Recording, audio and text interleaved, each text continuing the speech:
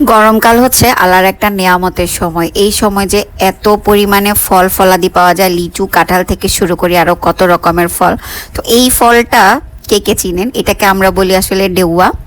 তো এই ডেউয়া ফলটা হচ্ছে খেতে খুবই সুস্বাদু। কারো কারো ডেউয়া হয় টক, কারো কারো ডেউয়া অনেক মিষ্টি হয়।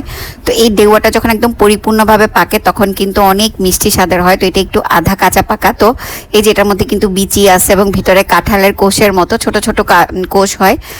তো এই ডেউয়াটা যদি একটু লবণ মরিচ দিয়ে মেখে খাওয়া যায় তাহলে কিন্তু দারুণ স্বাদের হয়। তো এখন আমি আসলে এই ডেওয়াটার গা থেকে এই যে চামড়াটাকে, পাতলা একটা আবরণের চামড়া আছে, চামড়াটাকে আমি ছাড়াই নিব। যেহেতু এটা একটু একটু কাঁচা কাঁচা আছে, সেজন্য কিন্তু এটা খোসাটাকে এভাবে চামচ দিয়ে কিন্তু আমি এটাকে আলগা করে ফেলে দিতে পারবো। তো এই যে দেখতেই পারতেছেন চামচ দিয়ে কিন্তু খোঁচা দিলেই কিন্তু খোসাটা খুব সুন্দর করে আলগা হয়ে যাচ্ছে। তো পাকাগুলো অনেক অনেক সময় দেখা যায় যে অনেকে খোসা সহই কিন্তু মেখে খায়, খোসাটা হালকা পাতলা ছাড়িয়ে নেয় আর বাকিটা হচ্ছে মাখার মধ্যে দিয়ে দেয়। তো এটা যেহেতু একটু আধা কাঁচা পাকা, সেজন্য আমি পুরা খোসাটাকে খুব সুন্দর করে পিল করে নিতে পারতেছি। তো আমি এখানে পুরা খোসাটাকে পিল করে তারপরে আপনাদেরকে দেখাচ্ছি।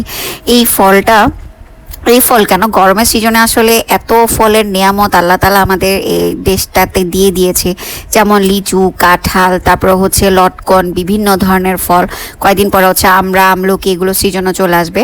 তো আমি এভাবে ডেওয়াটা, এটা একটাই ডেওয়া, অনেক বড়। তো ডেওয়াটাকে আমি খুব সুন্দর করে এটাকে ছিলে একদম পুরোটা শেষ করে নিয়ে আসছি। তো এটা শেষ পর্যায়ে, তো এই যে পুরোটা আমি ছিলে ফেলছি। এখন এই শেষ অংশটুকু বাকি আছে, এই অংশটাকেও আমি ছিলে নিব।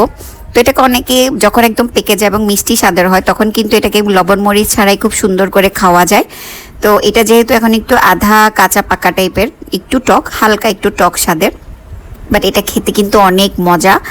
তো এটা বলতে পারেন যে মিনি মিনি কাঁঠালের আরেকটা ভার্সন আর কি। কাঁঠালের মতোই আসলে ছোট ছোট বিচিওয়ালা কোষগুলো হয়। তো কথা বলতে বলতে কিন্তু আমি আমার ডেওয়াটাও ছিঁড়ে ফেলছি। তো এই মুহূর্তে আমার মামিও এখানে বসা ছিল, মামির সাথে কথা বলতে বলতেই কিন্তু আমি ডেওয়াটা ছিলে ফেলতেছিলাম। তো এই যে শেষের দিকে এই অংশটা একটু নরম, সেজন্য ছিলতে একটু কষ্ট হয়েছিল। তারপরেও যাক, পুরো ডেওয়াটা কিন্তু আমি সুন্দর করে এই যে ছিলে নিয়েছি। আমার ডেওয়াটা ছেলা হয়ে গেছে, এখন এটাতে মশলা দেওয়ার বাকি। এই যে আমি এখানে মরিচ দিয়ে দিলাম, একটু লবণ দিয়ে দিলাম। তো আমার কাছে বিট লবণ ছিল না, বিট লবণ থাকলে আমি বিট লবণটাও অ্যাড করে দিতাম। এখন এটাকে আমি হাতে সুন্দর করে একদম ভালো করে মেখে নিব, একদম যাতে সব জায়গায় মরিচ আর লবণটা একদম পৌঁছায় যায়। বিশ্বাস করেন যখন মাখতেছিলাম না, মুখ দিয়ে তো পুরো লালা চলে আসতেছিল, কখন খাবো। আচ্ছা যাই হোক, এটা খেতে খেতেই কিন্তু আমি ভয়েস কভার দিচ্ছিলাম।